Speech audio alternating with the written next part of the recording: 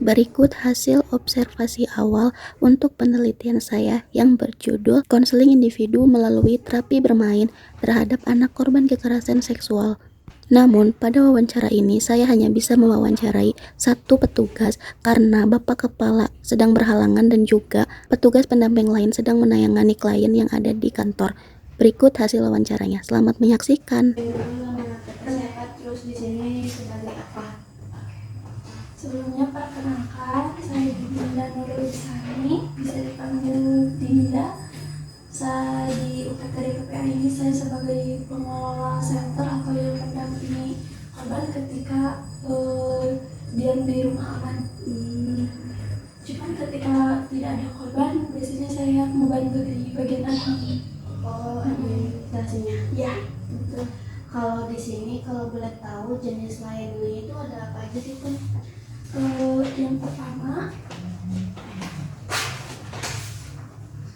Yang pertama ketika identifikasi awal itu bisa oleh Satgas PPA yang ada di setiap kecamatan. Jadi kita punya tim Satgas, kan di Kabupaten Bandung ini ada 31 kecamatan. Nah, di setiap kecamatan ada satu Satgas. Jadi biasanya kita identifikasi awal itu sama Satgas yang di kecamatan. Ya, betul. Kalau misalkan udah diidentifikasi, baru nanti asesmen. Asesmennya itu kayak gimana, Teh? Asesmen awal kayak nanya-nanya kondisi sosialnya, fisiknya, kayak korbannya. Ya, si korban itu sama pekerja sosial. Oh, pekerja sosial itu yang ada di sini. Ada di sini. Jadi udah dari Satgas ke pekerja sosial. Berarti dari Satgas itu nanti pekerja sosialnya yang kesini atau gimana? Tergantung, misalkan kalau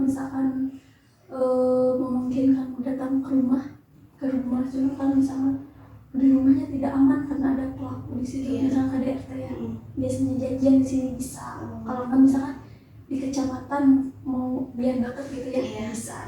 Gitu. Berarti asesmennya itu disesuaikan sama gimana kondisi korbannya gitu ya. Nah, terus kalau setelah asesmen itu, setelah asesmen ini nanti dilihat hasilnya itu apakah si korban itu membutuhkan psikolog ataukah ke hukum atau ke rumah aman. Nah, misalkan ini psikisnya terganggu ya, nah berarti kan otomatis ke psikolog ya. Nah, nanti kita rujuk ke psikolog. Di sini ada psikolognya. Berarti merujuknya itu ke sini. Jadi hasil asesmen itu nanti ditulis di situ. Tindak lanjutnya berarti pemeriksaan psikolog. Nanti dijadwalin. Misalnya hari apa, psikolog di sini ada standby. Nah, nanti si korban dibawa ke sini. Oh, biasanya kalau psikolog itu tuh layanannya tuh suka ngasih apa gitu, atau Teteh tahu nggak kira-kira? Kalau psikolog sih biasanya kayak menggali ya, lebih menggali, terus kayak memberi masukan kedepannya harus bagaimana cara menanggapi kayak gini, masalah kayak gini gimana gitu. Kan tadi udah ada asesmen psikolog, terus sama tadi yang ke hukum ya. Terus kalau udah ke hukum apa lagi? Nah, berawal dari konsultasi hukum dulu kali ya. Iya. Si korban datang, kalau misalnya nggak bisa datang, hukumnya ke rumah gitu sih, fleksibel aja ya. Iya. Menyesuaikan juga. Misalkan yang ke rumah ya didatangin ke rumah, konsultasi, misalkan maunya kayak gimana, proses hukumnya bakal gimana, konsultasi dulu. Kalau misalkan udah fix bulat gitu, mau ke Polres ya, jalur hukum, jadi antara didampingi Polres bikin berita acara pelaporan. Terus nanti sampai ke pemanggilan saksi, korban gitu juga ya. Nanti kalau udah semuanya udah beres, di proses BAP ini udah beres, biasanya kita langsung ke kejaksaan. Berkas semuanya ke kejaksaan kalau udah komplit gitu ya. Nah, udah kejaksaan paling nunggu di pengadilan. Cuman paling cepat ya 3 bulanan. 3 bulan itu mau jarak sih. Jadi proses hukum itu, tapi kebanyakan sih sampai bertahun-tahun juga ada. Apa ini? Hukumnya ini kan lama ya, prosesnya teh ada yang sampai setahun 2 tahun.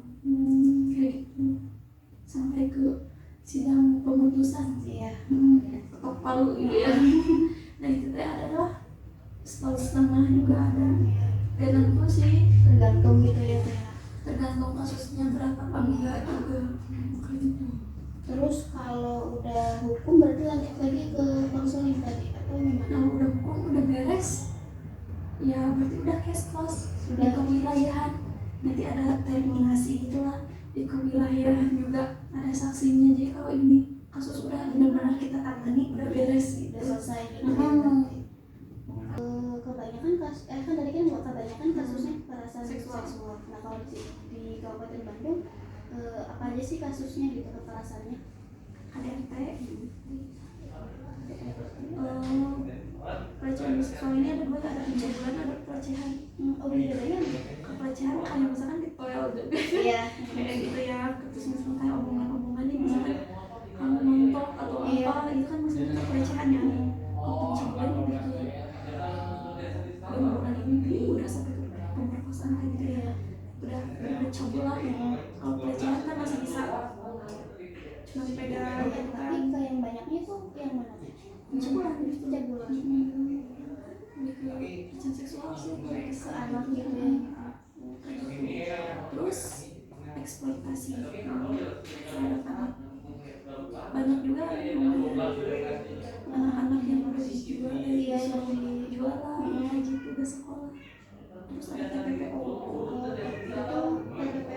tindak pidana perdagangan orang yang keluar Jawa kemana. Di sini juga ada.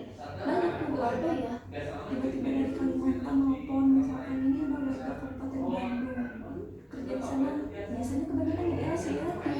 Nah itu sudah kayak gitu minta bantuan ke kita, padahal berangkatnya kita gak tahu, tahu ada masalah di Tapi sana. orang yang sananya tahu melapor ke sini itu gimana Teh? Biasanya si LC atau kayak gitu-gitu kepergok sama ini kayak satpol polisi. Kayak gitu ya, melapor ke sini gitu ya. Kayak gitu. Barulah kita tangani, dijemput dari sana diantar ke bandar apa sih, bandara. Iya. Nah nanti dari UPTD provinsi dijemput ke provinsi dulu. Iya. Dan dari provinsi baru ke sini. Kalau nggak dari provinsi ke sini kita yang ke sana. Iya, ini kayak gitu gitu ya. Udah dari sini ya udah kita pulangin, misalnya mau di mana korbannya ke rumahnya. Tapi kalau TPP mah kalau anak-anak jarang ya tahu. Jarang sih, kebanyakan Yang dewasa. dewasa. Paling kalau ada juga ya usianya 16-17 tahun gitu ya, udah mau remaja gitu ya. Udah sampai TPPO aja. Ada lagi sih Penantaran. masuk. Terus kalau di sini di Kabupaten Bandung kira-kira kasus kekerasannya tuh yang paling banyak apa aja sih Teh? Kalau di tahun ini ya, kekerasan yang paling banyak itu pelecehan seksual terhadap anak. Itu paling banyak gitu ya. Kalau dari datanya Ada nanti mau dipotong, ya. kalau kasus kekerasan seksual pada anak itu biasanya korbannya pelakunya itu biasanya orang sekitar atau gimana sih Teh? Kebanyakan ini mah hampir lah 70% ya. Kebanyakan pelaku itu justru orang terdekat, Yang terdekatnya. kayak ayahnya, uaknya, Iya. pamannya, kakeknya, tetangga dekat yang udah bener-bener dekat. Iya. Nah justru itu ya pelaku tuh jarang gitu orang yang gak dikenal sama Nggak dikenal. sekali. Cuman ada biasanya orang kayak kenalan di Facebook Iya. gitu ya. Tapi sedikit gitu. Iya, kebanyakan itu justru orang-orang terdekat yang memang udah kenal gitu. Kayak di sekolah gurunya, kepala sekolahnya, penjaga sekolahnya. Jadi emang orang-orang sekitar gitu yang udah tahu lah situasi si anak ini kayak gitu. Kalau kan kebetulan aku juga ngambil penelitiannya itu kayak itu ya kayak menangani trauma pada korban kekerasan seksual. Biasanya berarti kan misalnya si anaknya tuh butuh kayak menangani traumanya gitu, berarti anaknya yang kesini atau gimana? Ya anaknya yang kesini, Anaknya kesini. nanti psikolog lah yang ngindarin.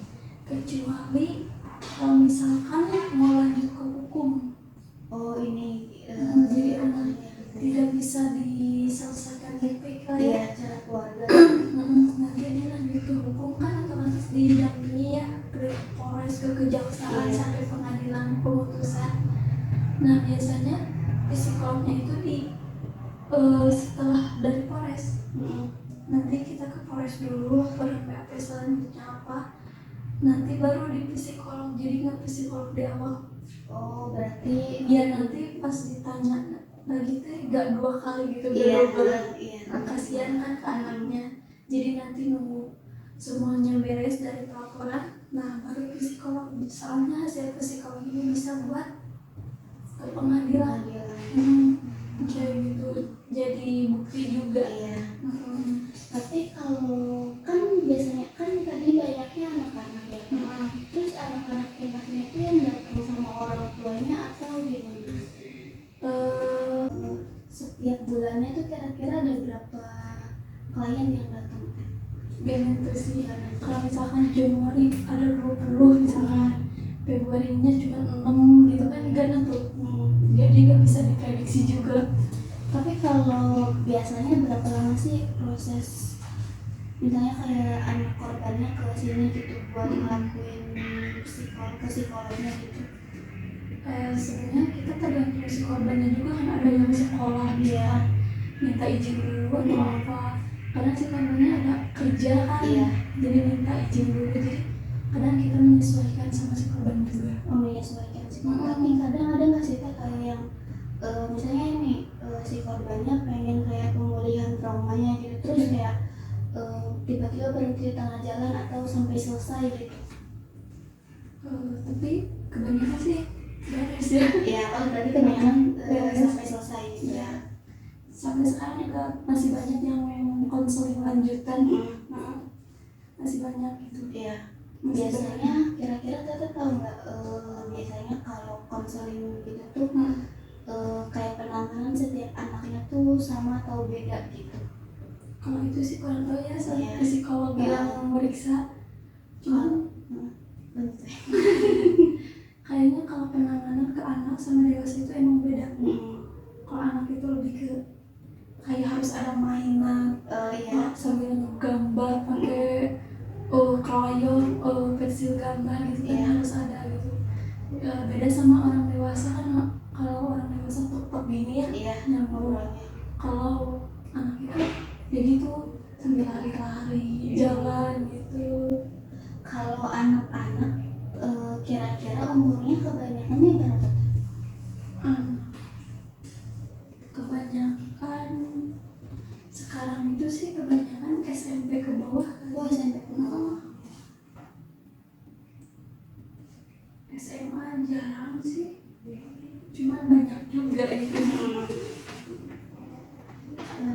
Kebanyakan itu justru kayak 4 tahun di bawah 9 tahun lah. Itu banyak banget. 4 tahun, 5 tahun, 7 tahun. Kalau sekali konseling itu durasinya ditentuin atau enggak? Enggak, cuman rata-rata 2 jam. 2 jam. Kayak gitu. Kecuali kalau kayak konseling lanjutan, kayak kemarinnya udah pernah, Iya. terus perkembangannya sekarang gimana, itu biasanya sejam juga udah. Kecuali kalau yang Polres terus kasusnya berat, Iya. itu bisa 2 jam juga lebih. Cuma rata-ratanya di 2 jam. Anak-anak yang konseling ke sini tuh itu gratis atau gimana? Gratis. Gratis. Kita mau eksos, mau satgas, mau psikolog, mau advokat gitu ya, Iya. kalau gratis semua. Itu gratis, berarti ditanggung sama pemerintah. Ya. Kalau yang tadi rumah aman itu kayak gimana? Nah ini contohnya ya, kayak sekarang ada RT contohnya, ayahnya yang pelaku, otomatis kan si ibu sama anaknya terancam. Iya. Ada ancaman lah, kalau pulang tidak memungkinkan kan. Terus misalkan keluarganya jauh, kalau nggak punya keluarga lagi. Iya. Nah berarti otomatis kita amankan di sini. Oh, di sini. Di atas ada rumah aman. Nah di sini diamankan dulu lah sementara waktu nggak sampai ini ya, di sini juga ada batasnya maksimal 21 hari. Iya. Tapi lebih baik 14 hari itu 2 minggu udah beda sih. Sambil berproses gitu ya, lapor ke sini, lapor ke sana, diamankan dulu di sini. Kalau misalkan lebih ke penelantaran, nggak punya keluarga lagi, udah terlantar, nggak punya penghasilan apa-apa, biasanya kita rujuk ke dinsos. Berarti dirujuknya ke sana. Kan di dinsos ada UPTD penelantaran ya khusus, nah kita dirujuk ke sana. Kalau misalkan anak-anak masih SMP atau di usia sekolah lah ya, nggak sekolah terus keluarganya tidak memungkinkan gitu ya, udah kita rujuk ke dinsos juga sama, tapi nanti dari dinsos dirujuk ke yayasan mana yang menerima si ini. Iya. Nah, itu. Jadi harus ya diusahakan harus sekolah gitu, masih aman. Tapi kalau di rumah aman, anak-anak juga tetap di sini atau Ya, anak juga di sini. kalau ininya gimana, kayak kegiatannya itu apa sih? Atau ada jadwalnya? Ada biasanya pagi bangun subuh ya biasa, kalau misalnya muslim Iya. subuh, terus kayak membereskan tempat tidur, terus bantu kayak lap, terus nyapu, ngepel kayak gitu, terus nanti mandi, udah mandi sarapan, Sarapannya dikasih. dikasih dari sini. Nah si jam 9 lah ya, kita coba apa ya, di talk ngobrol-ngobrol. Nah itu sama siapa ngobrol-ngobrolnya? Sama pendamping saya. Pendampingnya. Sama saya bisa, sama ada teman saya satu lagi di sini, cuma ada 2 orang. Pendampingnya 2 orang. Nah biasanya kita ngobrol-ngobrol atau enggak kan si banyak anak gambar gitu, melukis, main-main apa, kalau enggak kita ke taman aja kan. Oh iya. Nah kita ajak ke situ biar gak boring juga. Nanti udah mau ke duhur, persiapan duhur, makan, tidur siang, sorenya jalan-jalan lagi, misalkan kemana kita main-main di sini, olahraga atau apa. Berarti jalan-jalan kayak kegiatannya itu masih diawasin gitu sama ya? Harus diawasi, nggak boleh keluar dari lingkungan ini Iya, juga. iya. Kayak gitu. Maghrib, saat maghrib biasanya udah maghrib nonton TV sih. Iya. Nonton TV, makan malam, bisa udah tidur. Terus itu yang rumah aman itu per kamar atau gimana? Per kamar. Oh, per kamar. Ada kamar laki-laki, perempuan, anak perempuan. Oh, Perempuan jadi ini dewasa nih. Kayak gitu. berarti kalau yang anak maksudnya ke rumah aman anak Mm-mm. gitu ya? Jadi ini tuh ada 3 ruangan, kayak gini juga. Iya, di atas. Kayak gitu, ada kamar khusus anak laki-laki, anak perempuan sama dewasa. Jadi 3 kamar. Tantangan sama hambatannya tuh apa sih kalau undangan itu, apalagi kan yang saya lihat tuh PTGPP kan di sini, sedangkan Kabupaten Bandung kan luas gitu. Iya. Itu gimana? Kendala sebenarnya kendala itu paling ini ya, paling sering itu ketika korban tidak konsisten, tidak kooperatif. Misalkan sekarang marah-marah pengen lapor, Iya. mau cepet penjelasan, Tuh orang tuanya biasanya tahu.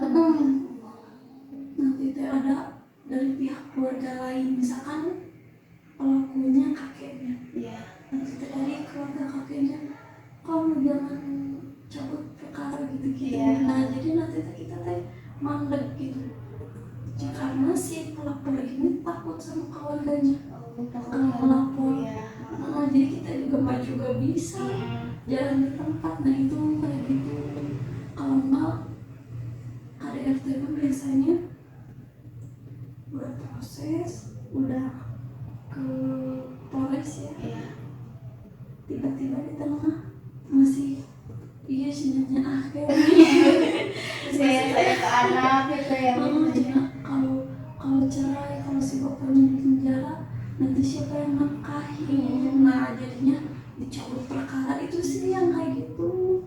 Kalau nggak misalkan masih bobo si ibunya kayak gitu, jadi kekitannya teh sia-sia gitu. Iya, udah jauh perjalanannya gitu ya.